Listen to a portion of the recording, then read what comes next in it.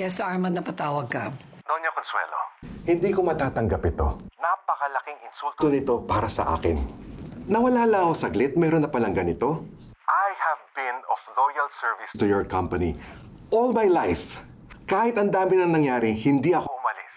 Lahat ng iniutos siya sa akin. akin, including protecting Christine, ginawa ko. For all that I have done for you and your company, I don't think this is the reward that I deserve. Don't worry, Armand. I'll make sure this gets fixed. All right, Doña Consuelo.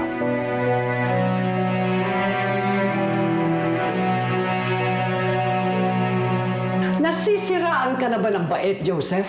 Sa tingin mo ba, nanakawan tayo ng Armand after all these years of service and loyalty to the family and the company? Ama, verify ko lang naman po kung totoo yung mga nadiskubre ko. Oo nga, tapos nalaman mo na hindi pala totoo.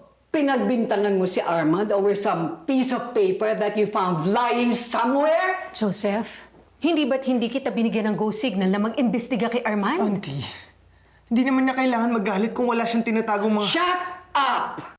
May karapatan si Armand na mag-isip ng ganon at sumama ang loob dahil sa isip niya, walang tiwala sa kanya ang pamilya. My God! Si Armand nakatabi ko nang mamatay ang lolo mo? Tumingin ka nga sa akin.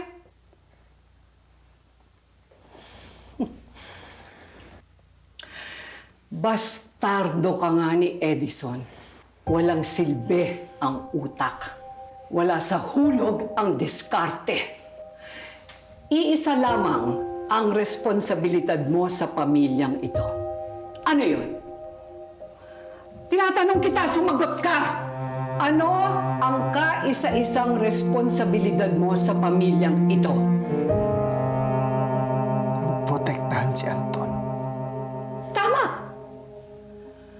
At hindi magdala ng problema sa pamilyang ito katulad ng ginawa ng nanay mo. Hindi mo na nga magawa ang kaisa-isang responsibilidad mo na protektahan si Anton. Bibigyan mo pa ako ng sakit ng ulo? Walang silbi! I am so sorry, Ama. Okay na, Ma. It was a mistake. Kakausapin ko bukas si Armand to personally apologize. No, Christine. You are not going to apologize to Armand.